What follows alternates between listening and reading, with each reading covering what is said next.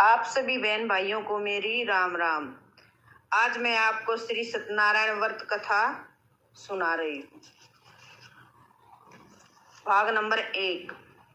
एक बार नेमिषारण्य तीर्थ में सोनकादि 88,000 ऋषियों के श्री सुत जी से पूछा, हे प्रभु, इस कलयुग में वेद विद्या सहित मनुष्यों को प्रभु भक्ति किस प्रकार से मिलेगी तथा उनका उद्धार कैसे होगा। इसलिए हे मुनिराज, कोई ऐसा श्रेष्ठ उपाय बतलाइए जिससे थोड़े ही समय में मनुष्य को पुण्य तथा मनवांछित फल मिला सके। वह कथा सुनने की हमारी बहुत इच्छा है आपसे। विष्णु भगवान सुत जी बोले, आपने सब प्राणियों के हित की बात पूछी है। अब मैं उस श्रेष्ठ व्रत को आप लोगों को सुना रहा, सो आप ध्यान पूर्वक सुनिए।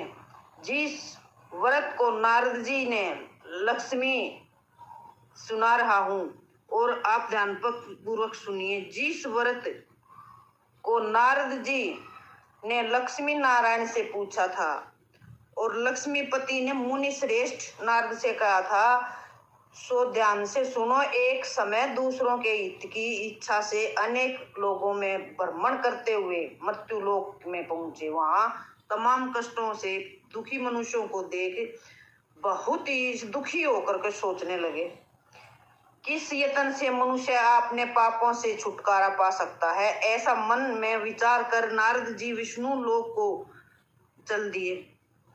वहां श्वेत वर्ण और 4 भुजाओं वाले देवों के इस नारायण को देखा, जिसके हाथों में शंख, गदा, चक्कर और पद्म थे तथा वनमाला पहने हुए देखकर स्तुति करने लगे।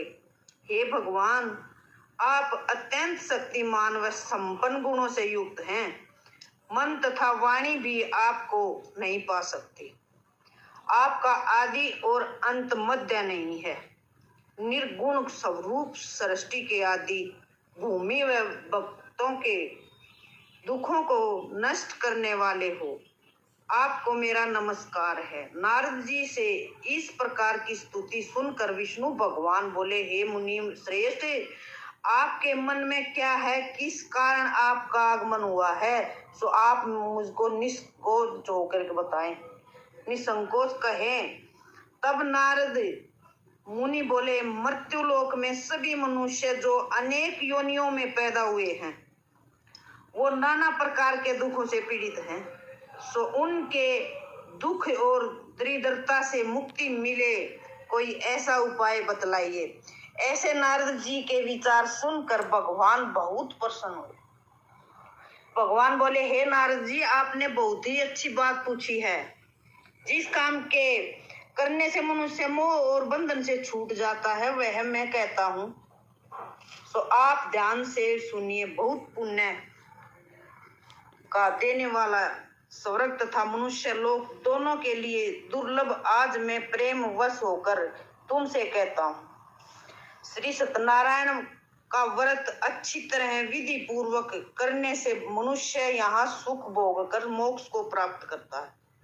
भगवान के ऐसे विचार सुनकर नारद जी बोले कि उसके करने से क्या फल और क्या विधान है और किस दिन किस प्रकार करना चाहिए, तो आप विस्तार से मुझे बतलाएं।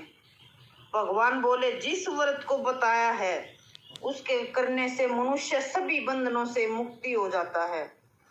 धन धान्य को बढ़ाने वाला तथा सभी दुखों को हरने वाला है तथा इसे किसी भी दिन संध्या के समय ब्राह्मणों व भाई बंधुओं समेत धर्म प्रायण होकर पूजा करें। भक्ति भाव के साथ निवेद केले के फल, घी, दूध, शक्कर और गेहूं का आटा लेके उसे गूंद लें।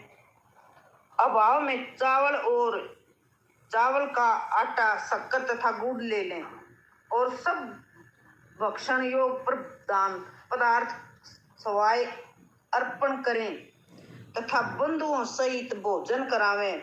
नित्य गीत आदि का आचरण कर समय व्यतीत करें। इस तरह करने पर मनुष्यों की इच्छा अवश्य ही पूर्ण होती है। इस तरह है, विशेषकर भूमि में यही एक श्रेष्ठ उपाय है।